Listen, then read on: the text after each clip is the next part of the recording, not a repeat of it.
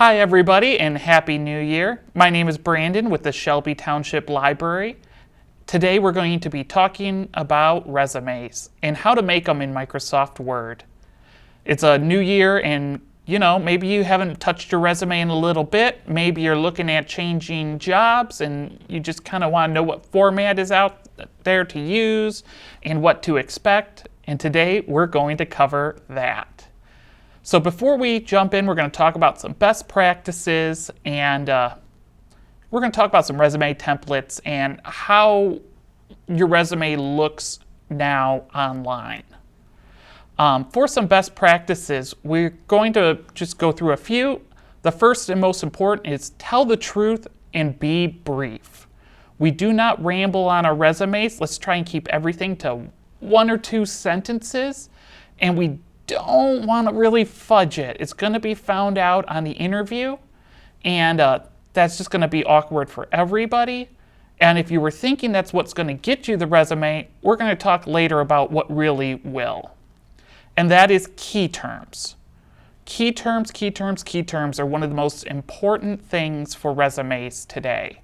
Take a look at the job application. See the words and lingo that's been used. If there's a specific terminology, we want to put that in the resume, and I'm going to show you where. There's actually a new skills section that's added in a lot of the formats, and so we are going to parse through whatever that job posting is and take out some of the terminology. So if they're saying they're looking for somebody who is management driven or people driven or customer service pro, those are the words we're going to want to take out of that job posting, and we're going to put it in our resume. And this is going to get you more clicks than if you were going to fudge something a little bit and say, I helped 3,000 people and made 4,000 sales in 1 month. Not only is that a little challenging to prove after the fact, it also can be difficult to believe depending on the career. Proper formatting is incredibly important, which is one of the reasons we're here today. A lot of resumes are going through computer systems now. We're no longer handing it just to an individual, at least not at first.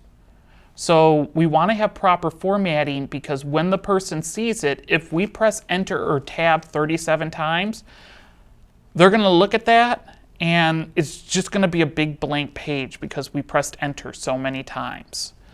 So we really want to be consistent, and we want to use as little space bars and tabs and enters as we can to keep things clean. A lot of interviewers and recruiters are looking for quantifiable tasks. They want numbers. They don't want just, I was the #1 salesperson in March.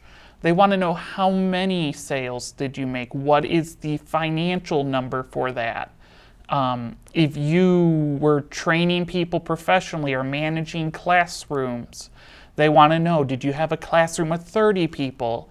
Did you do educational seminars for a room full of 300? If you worked at a car wash, how many cars were going through in an hour? Regardless of how big or small the job may be to you, those numbers make a world of difference on your resume. So we definitely, if you think about it, what is your quantifiable task? Each job probably has something. Even if it was you achieved the number of sales on that special day that the manager said, I bet you can't sell 37 candy bars today. That is a sales goal and a quantifiable number. We touched on this one, but responsible spacing. If you had a person or a computer, a whole wall of text on a resume, if you provide something like this, that's a lot of text to read in a very short amount of time. The number of times that the length of time somebody looks at your resume tends to be less than a minute. So if their eyes can't focus on your successes, we're in trouble. And that's part of what we're going to kind of show you some resume templates you can make that will make it a little easier for everybody involved. And on top of that, don't hide your accomplishments. If you have that whole wall of text, we can't see what you've really done professionally. And so we're going to actually show a new section in there called Summary to really highlight what you have done in your professional career, whether it's been 1 year or if it's been 20 years. A summary section is going to make a great difference. Ask yourself why this is on my resume. Sometimes we put something on there and it's great, and then a couple years go by and we've had so many more accomplishments than the item that we put on there. So ask yourself if it's still relevant. How is it going to make you look in an interview? When you have the interview and they look at the document and you say that you've started your career and you forgot to remove that because you've already been in your career for 5 years, we just kind of want to make sure things are clean and relevant and that you have a conversation for every word on your resume. Don't miss that opportunity to wow. Finally, look for typos and ask for help. You can always ask a librarian, hey, would you take a look at my resume here, see if the grammar is right? Is there commas in the right spacing? We also have a service called tutor.com. Tutor.com will review your resume when you submit it and will provide you practice interviews. They actually ask for you to provide a resume and the job posting you're interested in applying to, and they will compare and contrast this and help you find those keywords. This service is free, we've paid for it already, and I'd encourage you to take a look. So, a popular question that we receive at the library is, do people even look at the resumes anymore? And yes, they do. People do look at your resume, but not as long as you want them to. One number in a study that's been used is they will look at your resume for 7 seconds. So you'll spend probably hours and days and maybe even months agonizing on your resume and changing it for each job, and you have 7 seconds to catch the recruiter's attention. I like to liken your resume to that elevator speech in the sales world. You get on the elevator with like a future sale with a boss, maybe your future boss, and you have just that elevator ride to make your pitch. You want your resume to be clean, precise, and something that can be read quickly. Another question that we have is, what is this about computers looking at our resume? Do humans look at it anymore? And yeah, we saw that, but before a human really even sees it, a really popular piece of software right now is an ATS system, an applicant tracking system.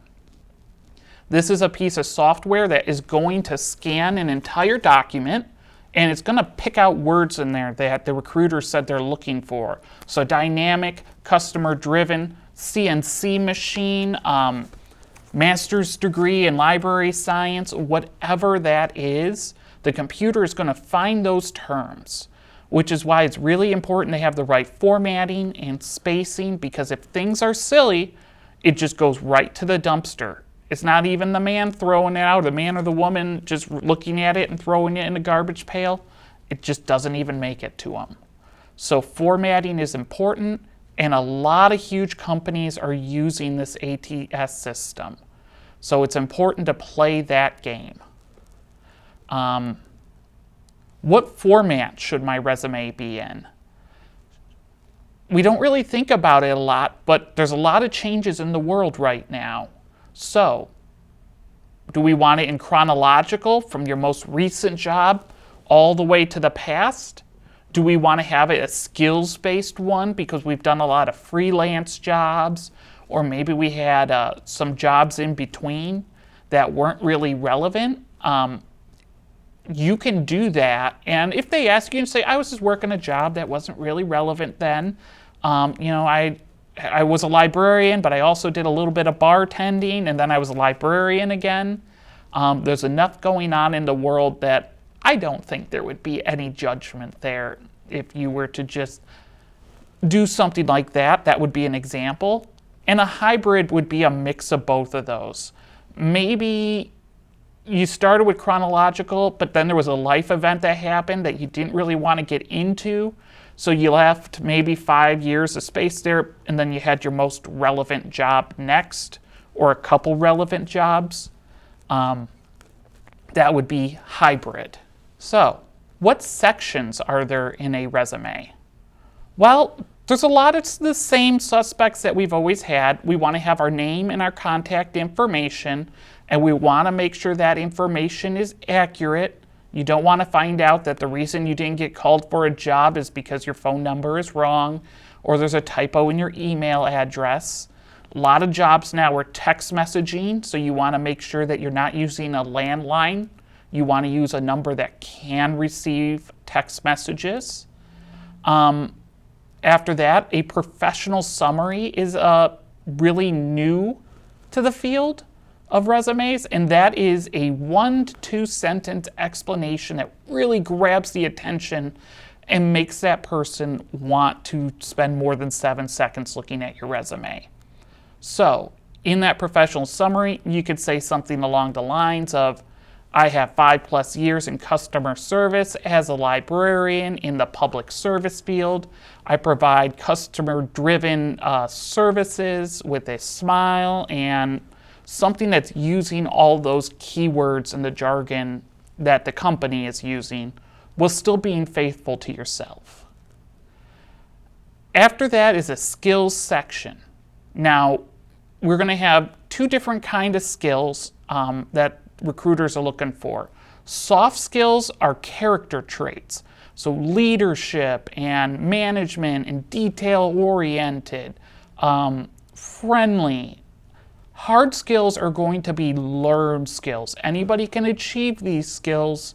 Soft skills is kind of more personality. So hard skills would be CNC machining, auto repair of small engines, library science, purchasing, accounting, bookkeeping, those sorts of skills that not just anybody would have.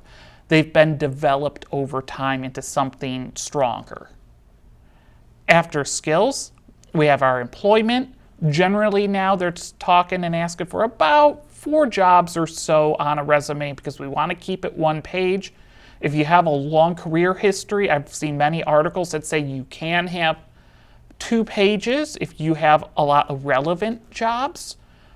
They just ask that you keep it around 15 years, it seems. And obviously this may not apply if you're far upper level management.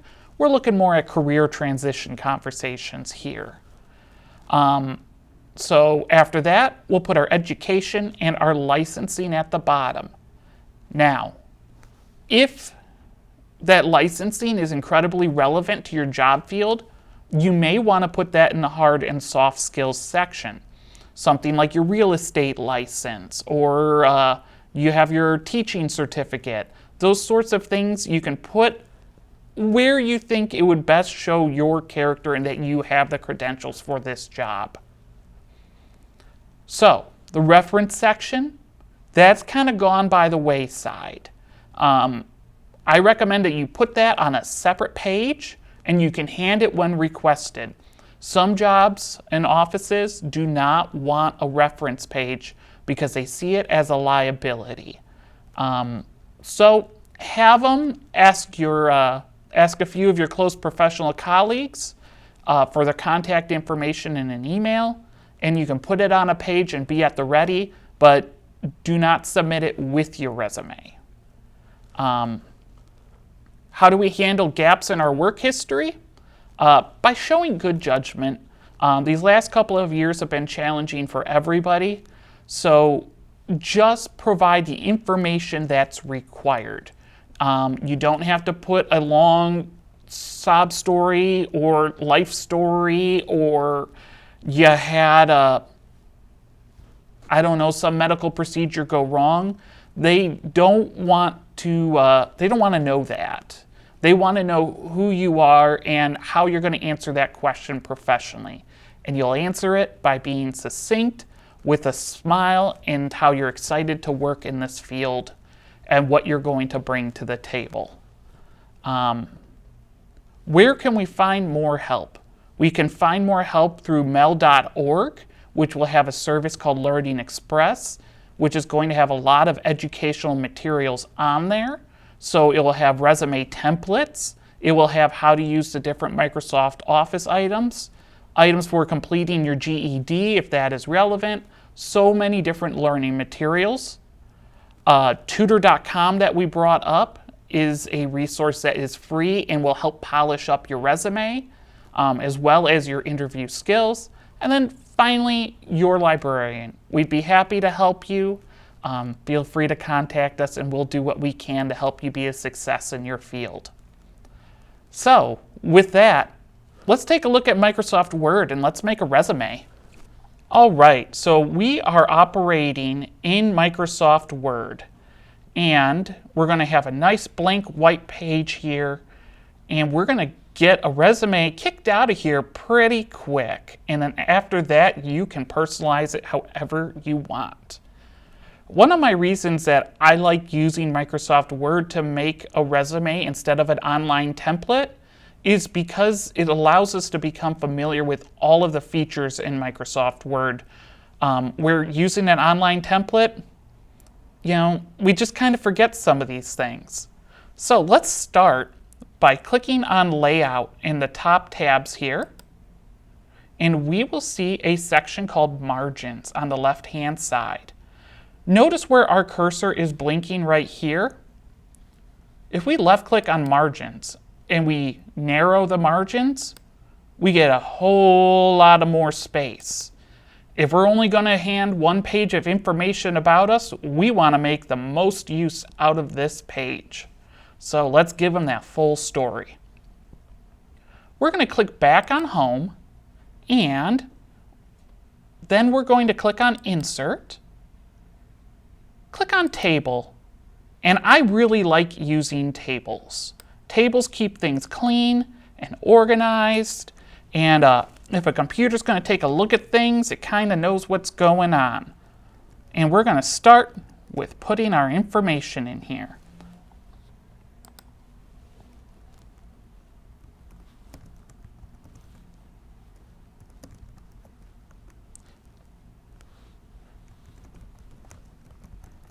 And this is a great spot to kind of double check and see that this information is correct. And then we're going to put our mobile or cell number in here. You can call it whatever you would like. And then we are going to put in our email information. And there we go. And this border makes it look kind of ugly, doesn't it? If we move up to the top here where it says Borders, we can select No Border and just get that taken care of, and it's going to look a lot cleaner. But our name's going to look a little small, isn't it? So let's highlight our name by left-clicking and moving over our name. And we'll see this little box that shows up here. Windows does that to be helpful. It's the same here as it is up top. I think maybe a 20 font is good, 22.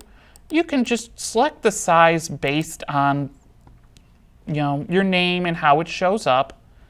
And then we are going to left click and highlight the text here. And we're going to add some size to that. Maybe a size 16. And we'll left click out of here and we'll see our cursor blinking below. So what do we want to do next? We want to add our outline for what we are going to type. So we'll do summary, skills, employment, and education and licensing. And if you don't have any particular licensing, you don't have to add and licensing. Notice how we have all of this space in between each one. That's going to frustrate us later in life, so we're going to take care of that now. Let's left click and hold and highlight everybody here. And notice this block up here that says no spacing. We're going to click on that. All right, notice our spaces disappear here. Next up, let's highlight everybody again and maybe make it like a nice 16. This is our headings here. And we can highlight summary with a left click. And if we go up to this little box up here, it's called borders. This is where Microsoft Word has moved our bottom line. So if we select bottom border, we can see that border shoot right across there. And if we go up here to Format Painter, we can left click on it and we can paint skills. And you'll see that sometimes it carries over and sometimes it can be a little silly. It's up to you whether or not you like to use it, or we can go up here to bottom border and we can add a bottom border.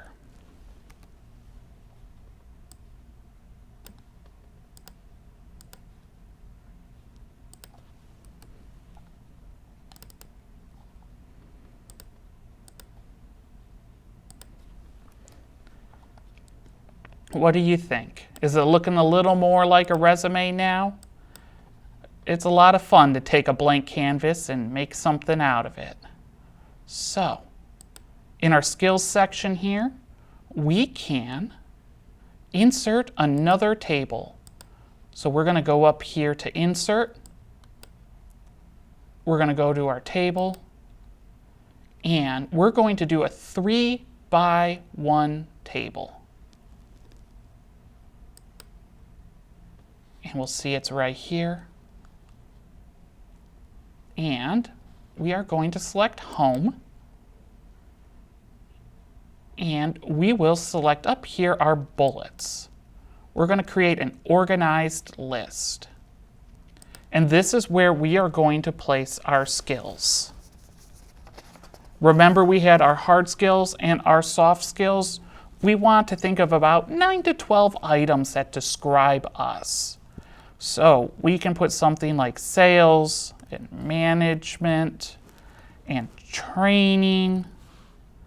And then we will move to this other box over here and we'll make another organized list with some bullets. And we want to put some hard skills in there, like web development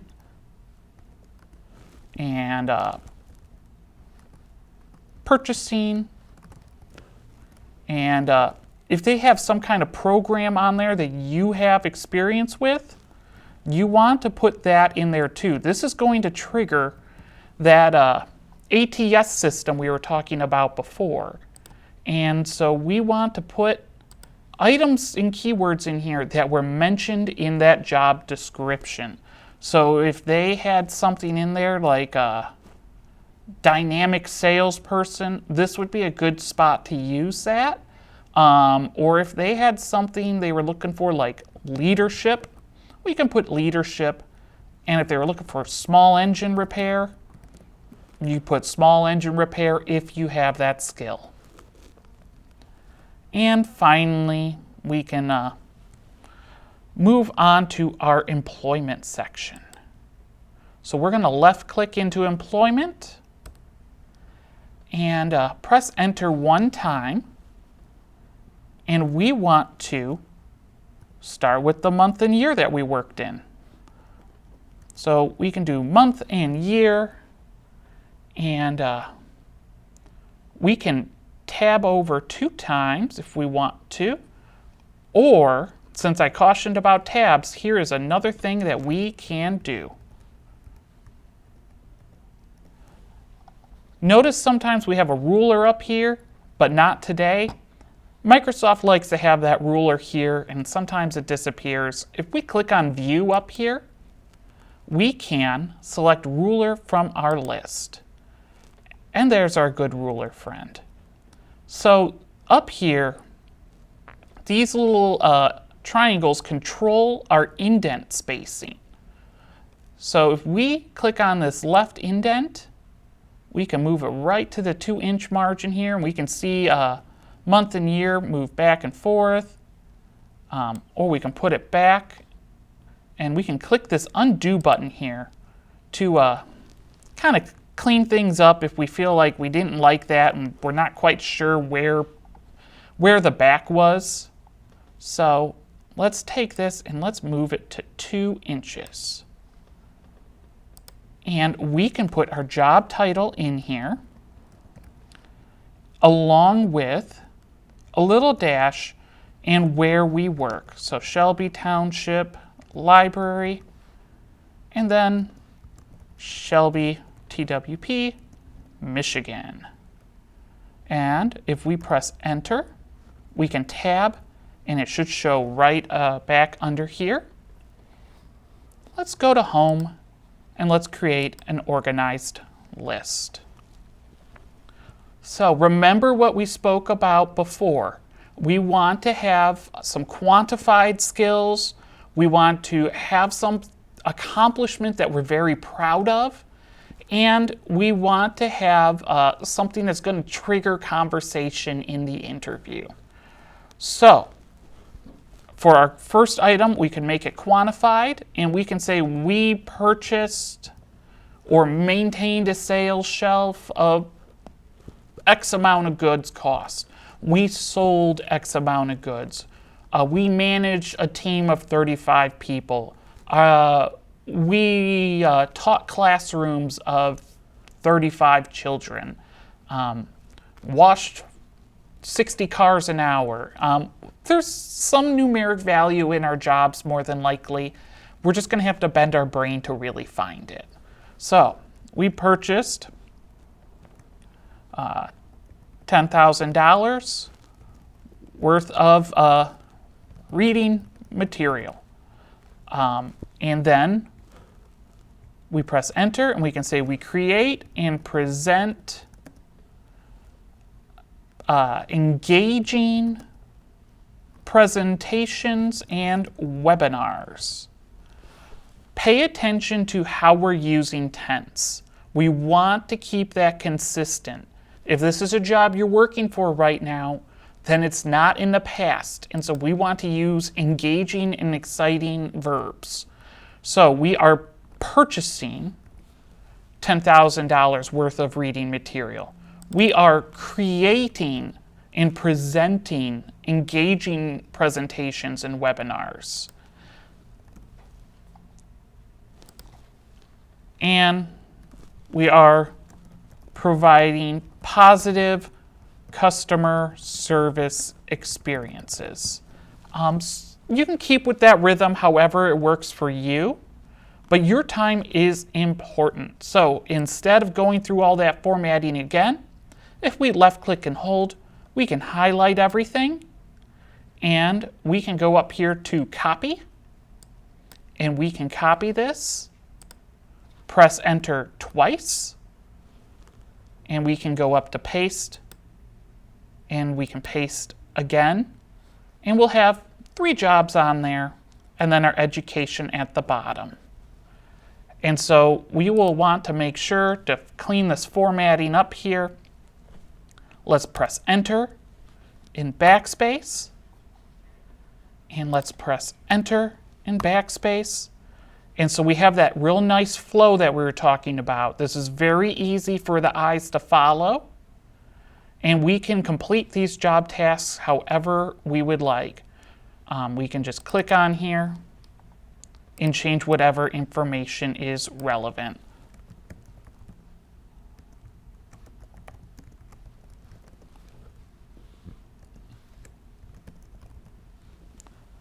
So, what can we do to make this stand out just a little bit more? Well, for starters, let's click up here on this box and let's go to our design, select borders, no borders. And for our job titles in employment, we can select job title employment, with a left highlight, and we can bold it to have it stand out. It's starting to look like a real resume now, isn't it? Finally, down here in education,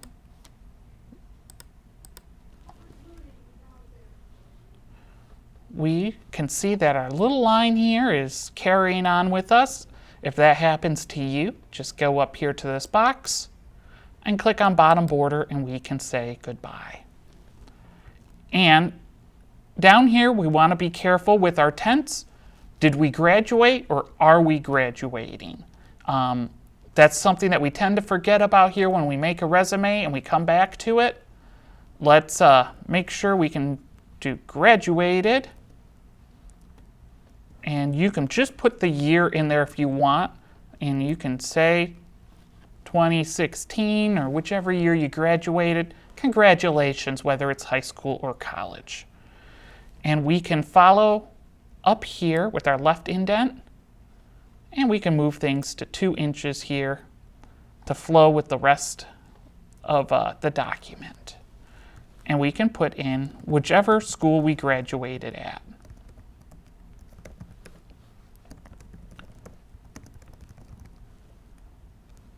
We can press enter, tab once to show back up at that 2, and tab again just to keep that flow going. And you'll want to put what you graduated with if you had a specific degree, certification, licensing, any of that sort.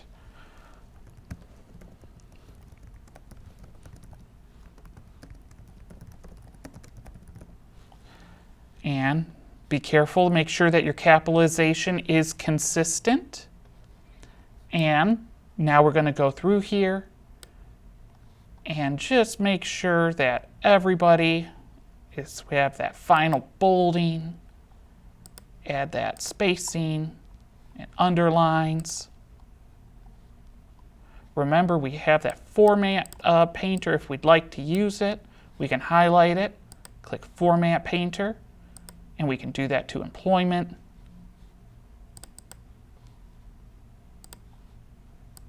And skills and summary. So, just remember what we talked about with a summary. This is what's going to catch their eyeballs. So we want to make it good. And I would definitely have somebody read this for you to check for grammar, to make sure it's not too wordy. This is going to be the icing, the cherry on the top of your document, and this is what's going to get them looking at your document for more than a minute.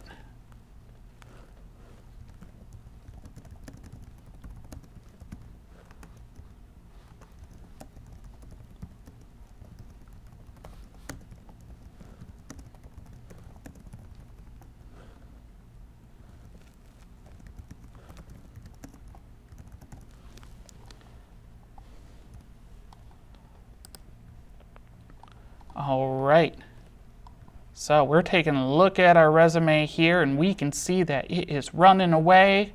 We are on 2 pages now. What can we do?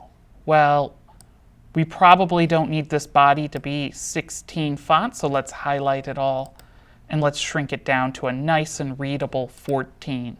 It's a little larger than usual, but you know, we want this to look nice. We don't want it to look like one big empty page. It's up to you if you want to have the skills in the summary section be a little bit larger, a little bit smaller. You just want to make sure that there's a nice flow to your resume. And you can see we have some extra space on here, so it's up to you if you want to make the summary, maybe stay a size 16 font. That way it doesn't look like a big empty page. And we can see we have our contact information, an excellent summary, a skills section, our employment, and our education, and we're just in under 30 some minutes. So it doesn't really take as much time when you know what you're doing, but with a little bit of help in contacting your library, we can get you a nice resume and we'd be happy to help here. Just do an extra spell check, make sure things look the way you want, and good luck on your interview. If you need any extra help, we always have our tech tutor times that I'd be happy to sit down with you and we can review Microsoft Word and any kind of resume questions that you would have. Thank you everyone and have a happy new year.